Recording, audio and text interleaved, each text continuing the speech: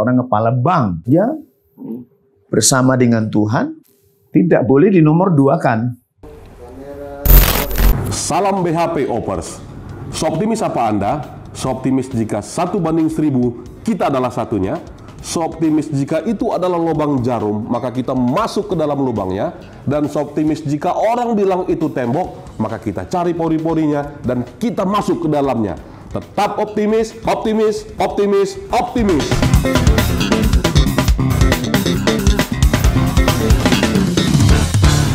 Baik, Opers sekalian, jumpa lagi di Dr. CO Channel. Salam bersihkan hati dan pikiran, salam BHP, optimis, optimis, optimis.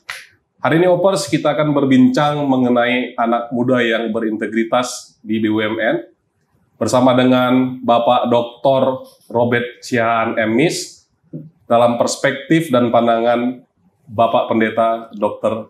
Robert Siahaan MMis. Selamat sore menjelang malam. Selamat sore, Pak. Pak Dr. Robert. Pak Pendeta, sebelum masuk ke intinya Pak Pendeta, substansinya. Kita sering mendengar khotbah-khotbah Pak Pendeta, isinya semua memotivasi bagi jemaat-jemaat, khususnya Nasrani. Tapi selalu di situ dibilang Dr. Robert Siahaan MTH.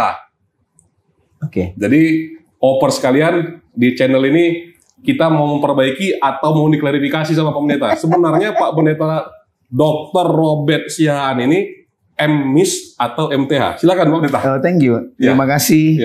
Saya sebetulnya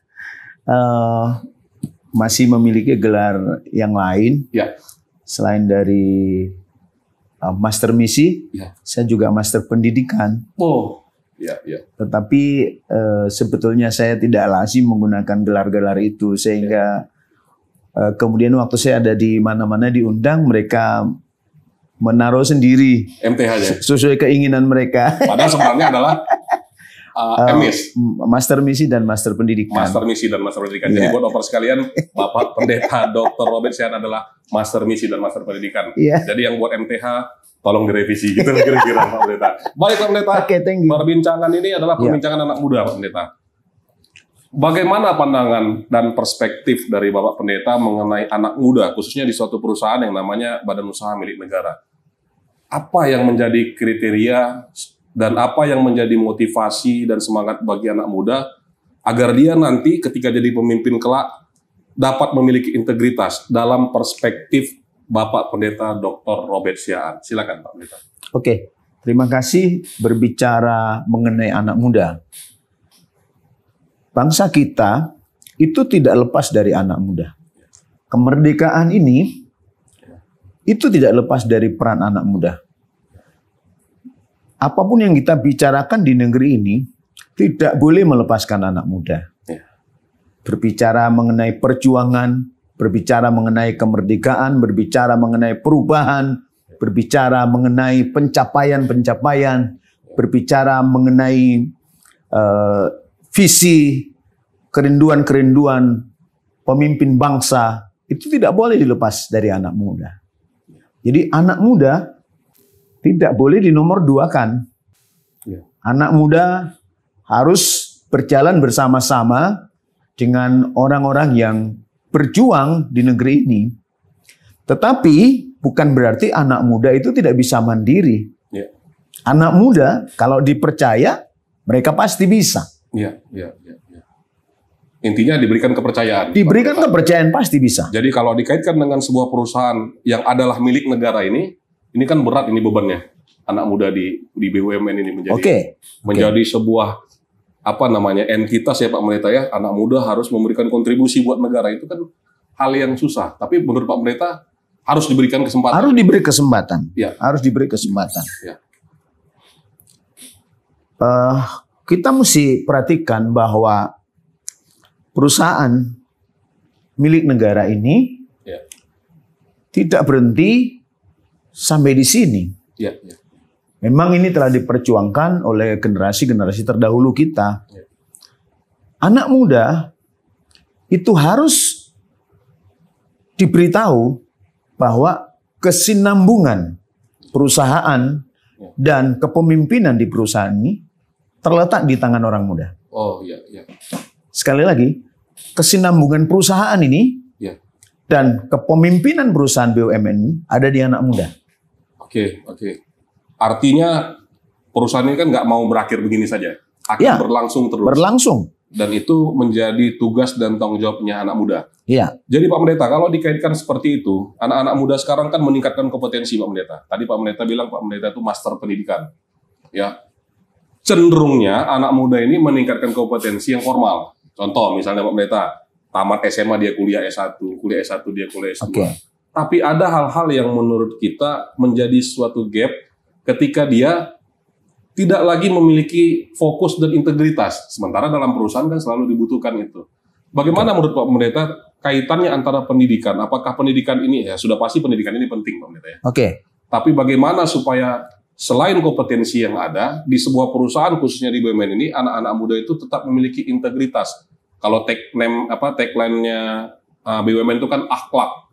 Jadi bagaimana supaya anak muda ini selain yang memiliki kompetensi dan memiliki akhlak atau integritas dalam bekerja, menurut pandangan Pak Pendeta? Terima kasih. Kita punya falsafah pendidikan, prinsip pendidikan, mungkin harus dibenahi. Karena di negara kita kecenderungan orang sekolah itu untuk mendapatkan ijazah. Untuk mendapatkan ijazah. Ya, sekolah mendapatkan ijazah, ijazah melamar pekerjaan, pekerjaan mendapatkan uang. Bisa terjadi seseorang mendapatkan gelar tertentu, tapi dia tidak ahli di bidang itu. Hanya sebatas gelar? Hanya sebatas gelar untuk dipergunakan mendapatkan pekerjaan. Kalau di barat, mereka sekolah untuk menjadikan seseorang seperti yang mereka pelajari.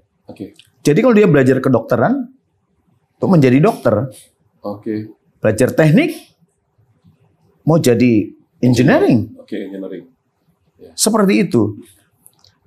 Itu sebabnya kita punya kelemahan dan kegagalan di dalam melihat manusia berpotensi. Karena kecenderungan pemenuhan persyaratan itu hanya di ijazahnya. Betul. Karena itu salah satu syarat terpenting dalam menerima pekerjaan. Harus lulus. Betul.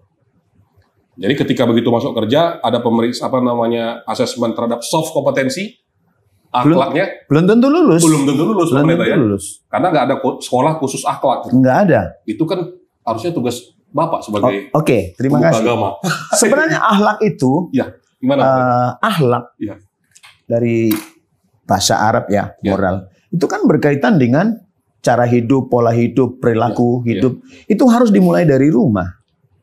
Iya. Dari rumah. Jadi rumah tangga, ayah ibu di rumah itu harus bertanggung jawab untuk menata kehidupan manusia berakhlak yang lahir di rumah mereka. Berarti diperlukan keteladanan. Kalau ayah ibu mereka tidak pernah mempertontonkan dalam bahasa saya, menunjukkan keteladanan di dalam hal pola berkehidupan yang baik, berakhlak yang baik, maka anak-anak akan menjadikan itu jadi teladan. Kalau di budaya Batak itu, Batak Toba, ada istilah dang dau tubis sian bonana. Yang artinya Pak Pendeta? Yang artinya. Itu bambu itu kalau beranak atau bertunas, nggak jauh dari indukannya. Rebung itu nggak jauh. Dia nggak pernah ada beberapa meter dari induknya. Jadi kalau di budaya kami, kalau melihat anaknya, itu jadi perumpamaan. Oh, bapaknya begitu, berarti anaknya begitu. Artinya anak yang berintegritas itu datang dari keluarga. Dari keluarga. Dimulai dari keluarga. Bukan menjadi tanggung jawab pendidikan. Bukan. Yang pertama dari keluarga. Dari keluarga. Melangkah berikut. Pendidikan. Pendidikan. Dulu zaman-zaman tahun 60-70, kita masih ada pelajaran pendidikan moral Pancasila. Saya masih ingat tuh, PMP. Saya selalu dapat 100 itu. Saya paling suka pelajaran. Saya paling suka itu. Dan kita dapatkan cara berkehidupan yang baik di sana.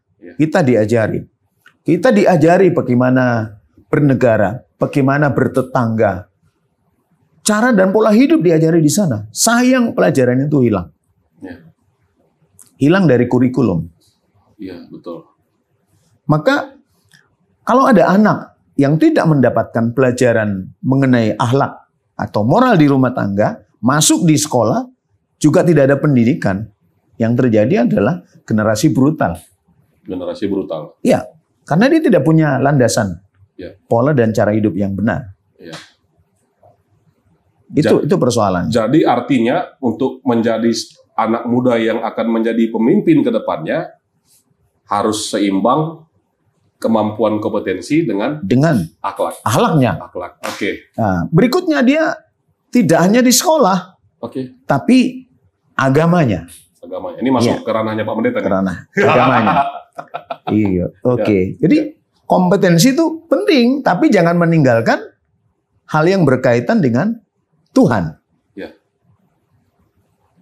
Karena semua yang kita kerjakan di dunia ini itu akan dipertanggungjawabkan kepada Tuhan.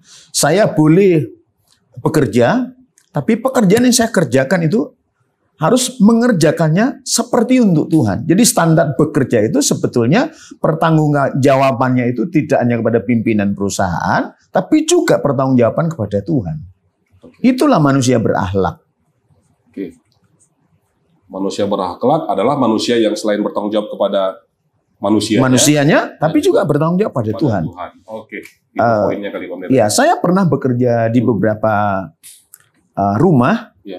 Mulai dari keluarga menengah sampai keluarga yang punya jabatan-jabatan di instansi pemerintah. Saya terakhir pernah bekerja di perusahaan, pimpinan saya Maijen. Oke. Oh, pernah bekerja bukan pendeta? Bukan. Bekerja di perusahaan. Oh, iya. Perusahaan perkebunan swasta. Perkebunan juga? Perkebunan swasta. Oh, ini asik nih. Ya. Jadi saya pernah bekerja di sana. Ya. Saya juga pernah bekerja di rumah seorang kepala bank. Jadi apa Pak Pendeta kerja di rumah maksudnya? Jadi istilah sekarang asisten keluarga. Oke, ya asisten keluarga, asisten rumah tangga. Gitu asisten rumah tangga. Seorang dokter pernah jadi asisten rumah tangga. Keren nih. Prosesnya sebelum jadi dokter. Oh gitu, siap. Bisa buat biografi nih. Iya, saya bekerja di sana. Oke. Nah, bagaimana kita bisa menjadi seorang yang berakhlak? Ya. Kalau yang kita temui majikan kita, pimpinan kita pun nggak berakhlak. Jadi semua satu lingkaran dari rumah kepada pendidikan, kepada keyakinan agama. Itu harus semua menjadi rentetan yang tidak boleh menjadi satu kesatuan. Terurai. Ada orang berkata, oh jangan bicara agama dong di tempat kerja. Kalau itu berarti dia kehilangan landasan dan goal yang mau dicapai dalam perusahaan itu. Karena sekali lagi acuan dia bekerja bertanggung jawab kepada manusianya dan bertanggung jawab juga kepada Tuhannya. Oke. Jadi nilai-nilai keagamaan itu gak bisa lepas dari kehidupan seorang pekerja. Oke, ini sangat menarik sekali nih perbincangan kita. Artinya ada rentetan yang merupakan satu kesatuan, baik dari pendidikan, dari rumah tangga, sampai ke tempat kerja. Sampai ke tempat kerja. Akhirnya kalau mau jadi pekerja yang berakhlak, anak muda yang berakhlak, menjadi pemimpin nanti yang akan membuat perusahaan BUMN ini maju, itu harus ada satu kesatuan. Ada kompetensi, ada pendidikan, dan akhlaknya juga. Akhlaknya juga. Luar biasa. Pak Pendeta ini agak melebar sedikit. Agak lari sedikit ini Pak Pendeta. Sebelum serius sekali. Nanti serius sekali kayaknya jadi kuliah sekolah teologi ya nih. Oke. Pak Pendeta Robert Sihaan. Dari marganya kita tahu Sihaan ini Pak. Tapi ngobrolnya kok Jogja, Pak. Kayak orang Jawa ini Sihaan ini kan kadang ada juga nih, Pak. Ini Sihaan ini dikasih karena Bapak menikah dengan orang Batak Toba. Iya. Ini asli, palsu atau gimana nih, Pak? Oke. Ini sekadar untuk penjelasan buat Popers juga nih, kan banyak yang penasaran nih kan? Oke, terima kasih. Sampai hari ini masih banyak orang curiga. Apakah betul Sihaan atau enggak? Iya. Pernah satu kali saya khotbah di satu perusahaan PTP. Iya, PTP. Iya. Lalu habis khotbah, seorang orang tua itu bercerita kepada saya. Iya. Dia bilang, dalam hatinya waktu saya khotbah, yang pertama dia bilang, baik kali orang Jawa ini. Kok dia mau datang ke Sumatera? Iya. Kemudian saya waktu ceramah mulai memberi contoh-contoh dari budaya Batak. Karena kebiasaan saya menarik budaya ke mimbar untuk mempermudah orang memahami apa yang saya jabarkan. Lalu dia berkata, loh, pandai kali orang Jawa ini berbahasa Batak. Jadi setelah turun saya dari ceramah itu, dia berkata, Bapak ini orang Batak atau orang Jawa? Saya bilang, saya orang Batak. Katanya.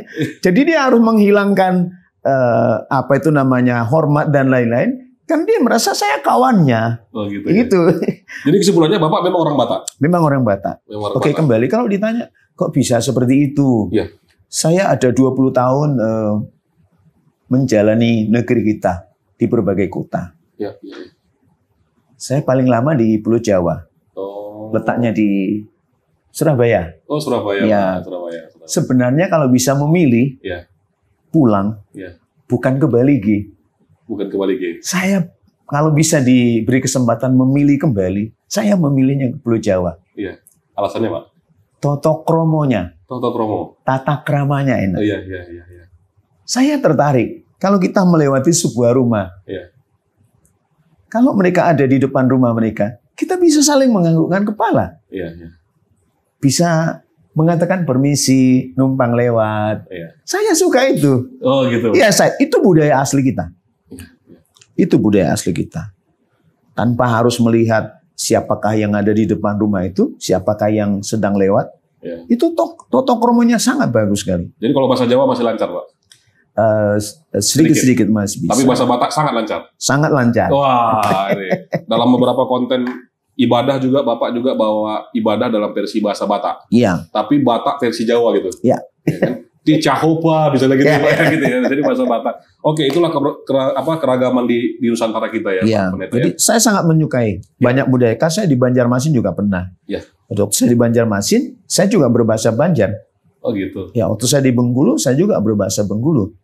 Waktu kami di Jawa, kami berbahasa Jawa. Tapi kalau di gereja tetap berbahasa roh gitu. Berbahasa Indonesia. Oh, Indonesia. Baik. Iya. Pak Pendeta, kalau dikaitkan anak muda, kita kembali lagi ke fokus kita pembicaraan diskusi hari ini. Anak muda harus bermoral. Sejauh mana besaran moral atau sejauh mana peranan moral terhadap anak muda yang akan berhasil memimpin khususnya di BUMN atau di mana saja berada? Menurut Pak Pendeta, silakan. Begini. Jadi untuk segala hal dalam mencapai sesuatu, kita mesti membangun tujuan. Goal. Kalau tentu di perusahaan ini selalu ada goal. Per tahunnya, per sekian tahun, selalu ada goal. Nah, orang-orang yang harus ada di situ, itu orang yang berintegritas. Karena goal itu tidak datang tiba-tiba. Dia harus mengerjakan tahap demi tahap. Pertanyaannya adalah orang yang berakhlak seperti apa? Itu. Pemimpin perusahaan biasanya dalam rangka membuat kajian untuk pencapaian, tentu mereka berdoa. Berdoa. Mau agama apapun itu, kalau dipercayakan, mereka pasti berdoa dengan Tuhan. Kepada Tuhan yang mereka percaya. Lalu mereka membuat rapat. Setelah rapat, lalu dibuat keputusan. Putuskanlah tujuannya. Kalau pemimpinnya itu adalah orang yang berakhlak, memulai pekerjaannya, menorehkan penanya dengan berdoa kepada Allahnya, kepada Tuhan, maka orang-orang di situ juga harus mengerjakannya dengan cara yang sama. Jadi akhlak atau moral itu merupakan modal awal.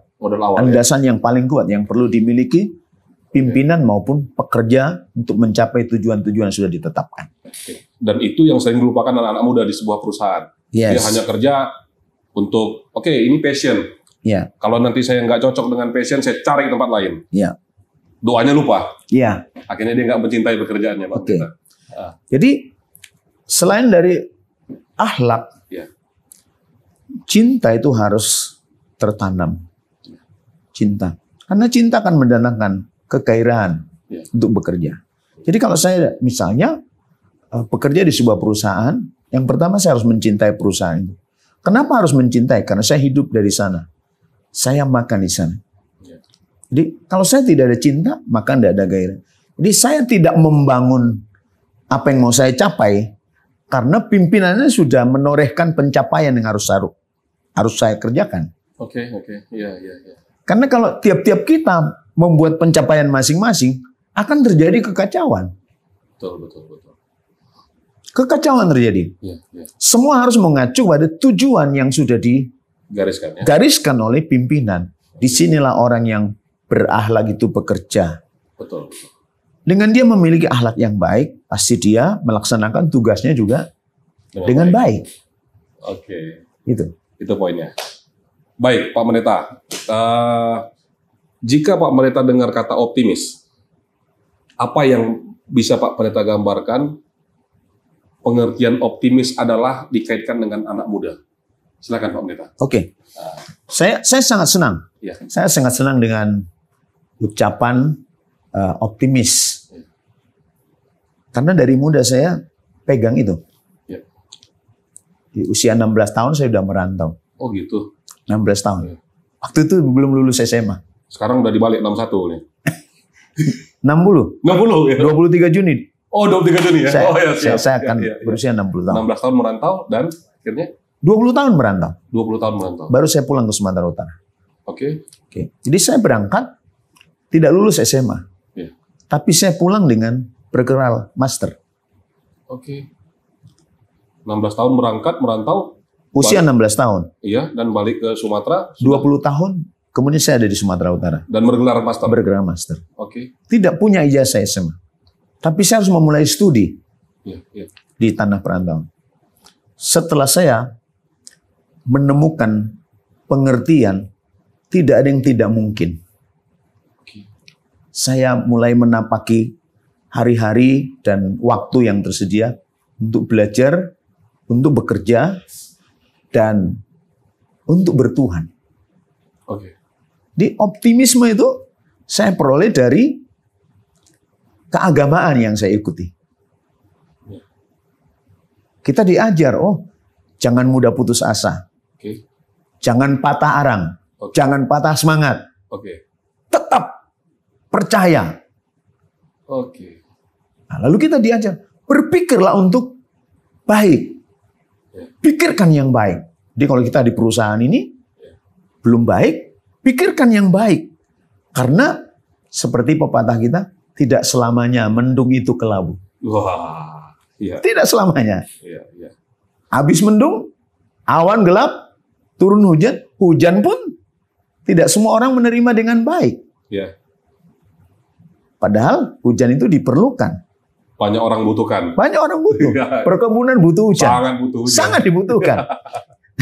Saya sering kalau musim-musim kemarau diundang teman-teman di PTPN ini. Pak Pendeta, datang dulu ke tempat kita, ceramah kita mau berdoa. Kita doakan. Tuhan turunkan hujan, kita perlu hujan. Oh iya. Ya, ada masa-masa seperti itu sehingga kalau kekeringan datang produksi menurun, ya kan? Iya. Nah, itu kita pahami itu. Pengalaman kerja di kebun dulu, Pak. Iya. Baik Pendeta, sebagai closing, apa kira-kira yang mau Pendeta sampaikan, perspektifnya Dr. Robert Siaan, Emis, dan motivasi buat anak-anak muda? Supaya anak-anak muda di BUMN, khususnya di PTPN, atau anak-anak muda di mana saja dapat terus meningkatkan kompetensi, tapi jangan pernah lupa Tuhan. Kira-kira apa pesan-pesan Pak Pendeta buat anak muda? Silakan Pak Pendeta. Oke. Terima kasih buat pemerintah kita.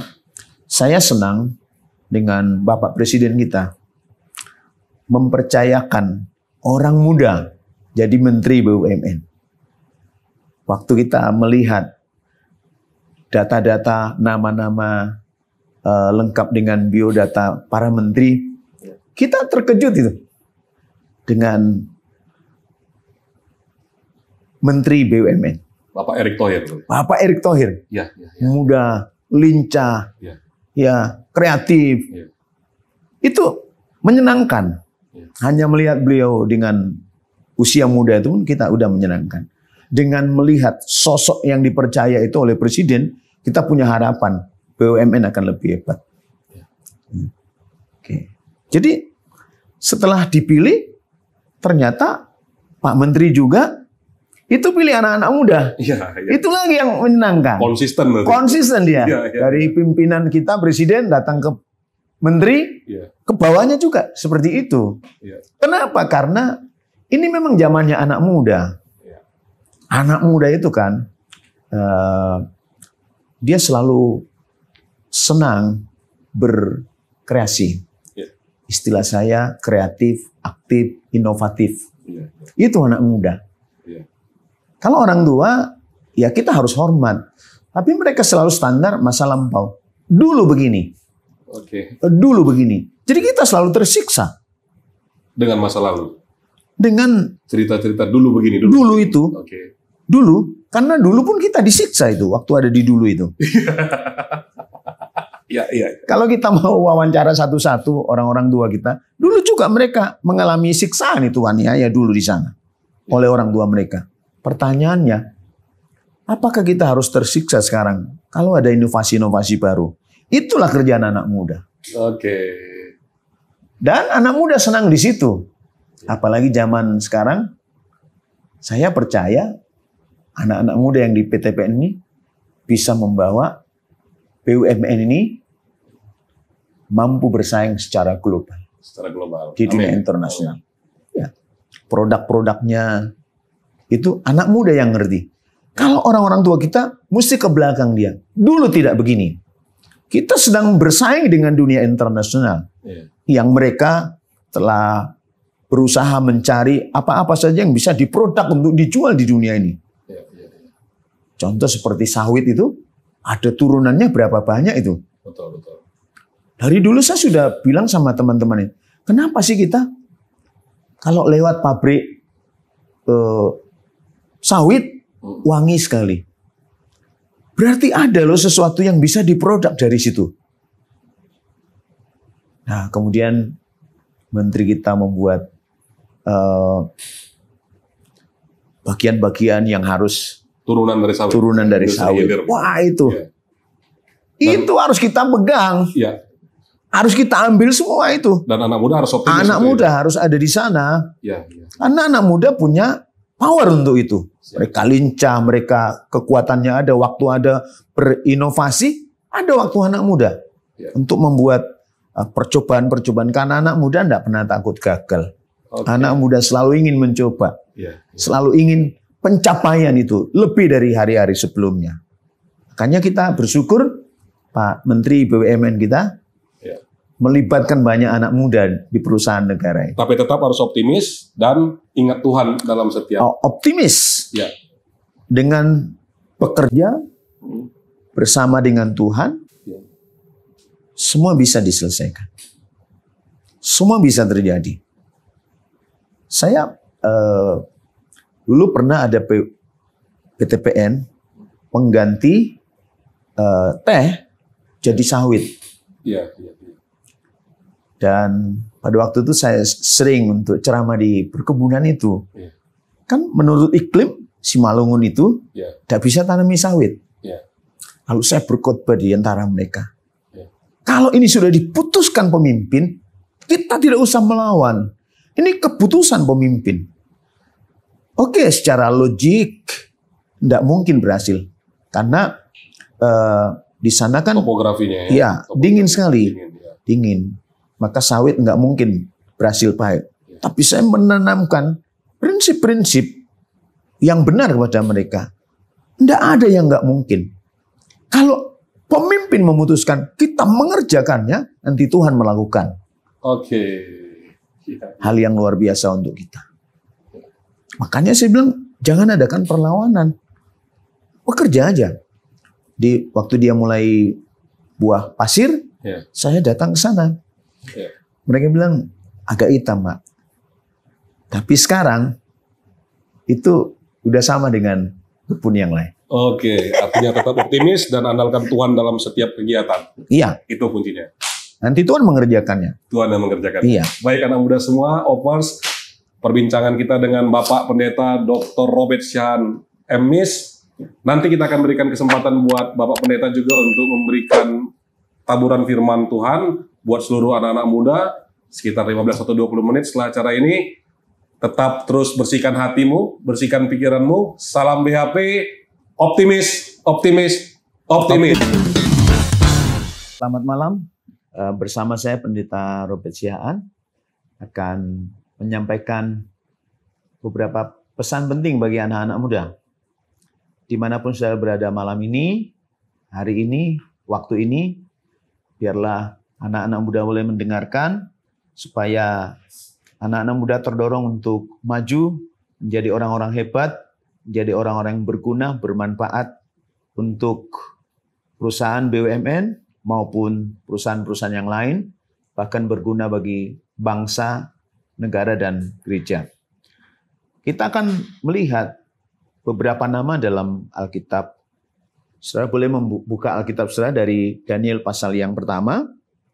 Saudara akan lihat di sana beberapa nama penting. Ayat 6.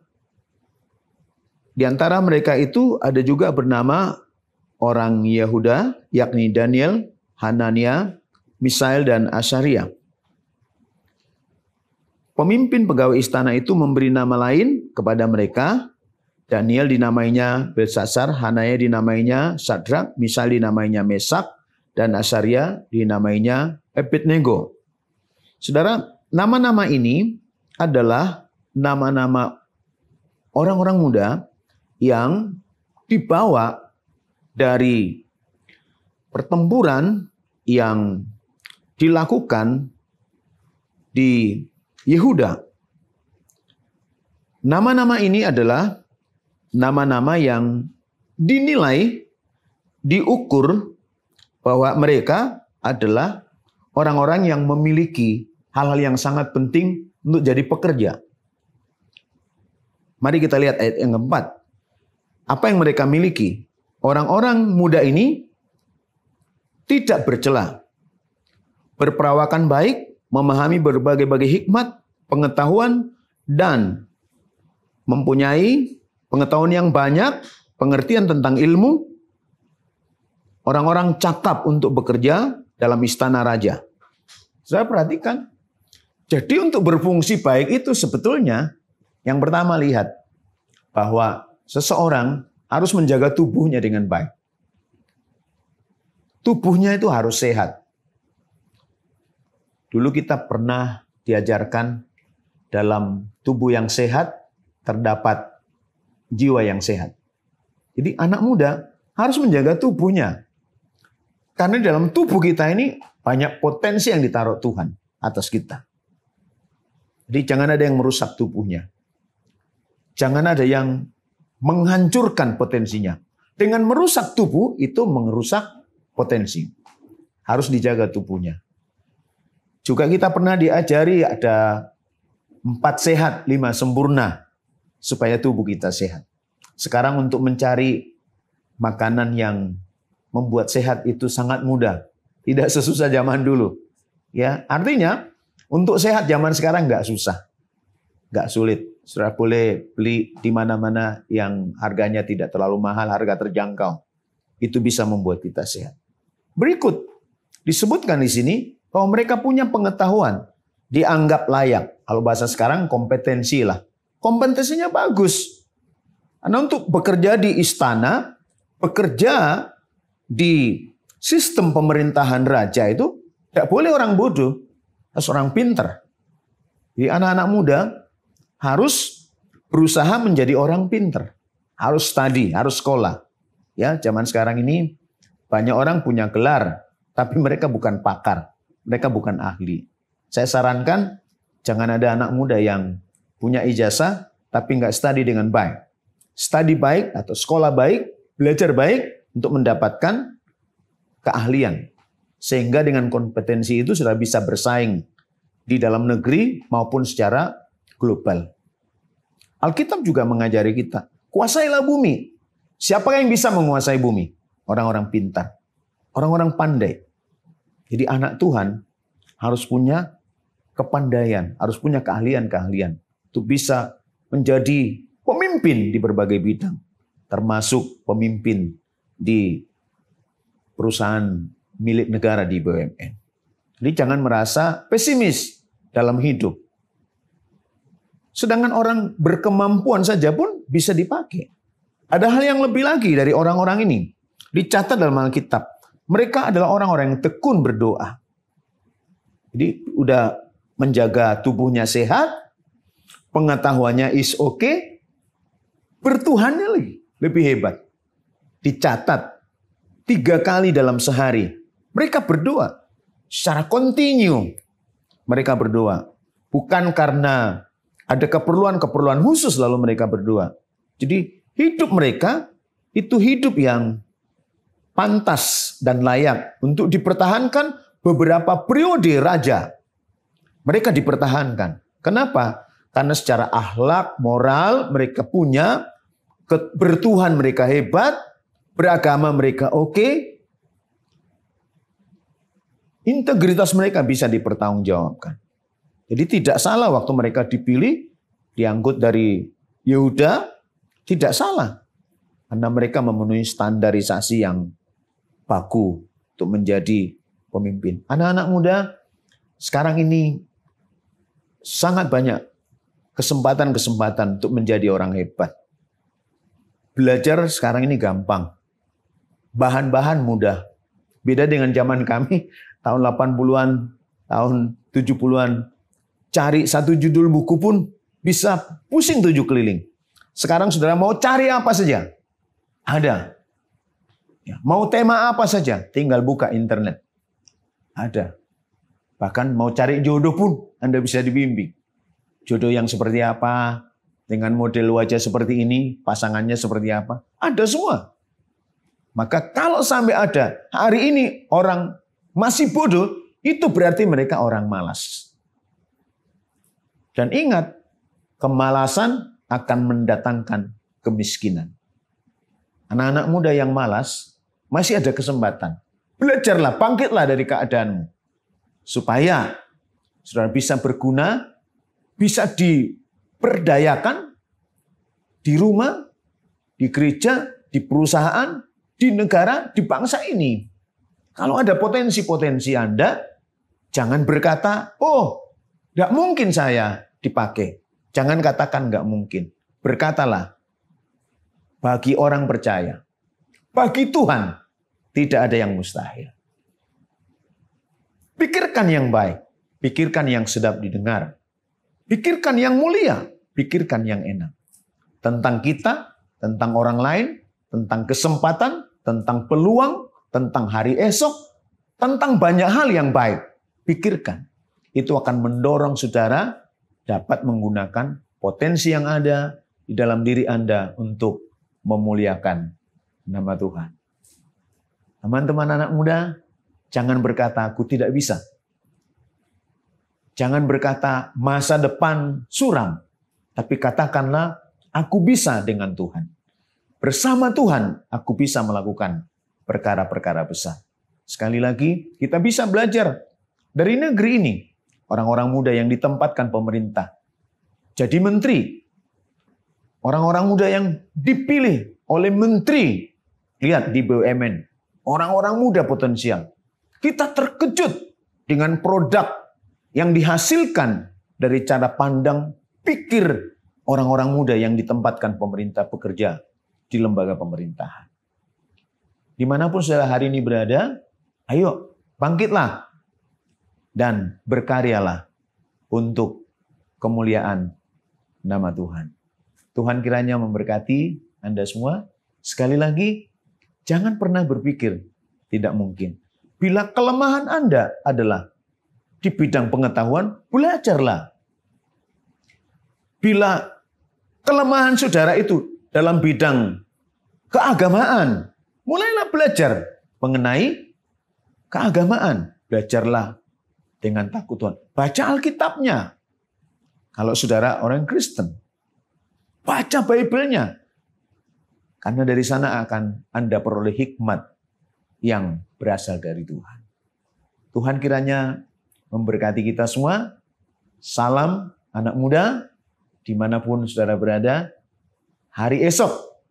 Masa depan selalu ada. Dan Tuhan tidak pernah merancangkan yang jahat dan tidak baik.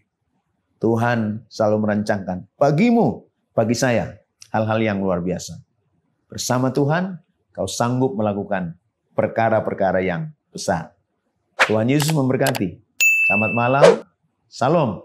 Salam BHP Opers. Seoptimis apa Anda? Seoptimis jika 1:1000 kita adalah satunya.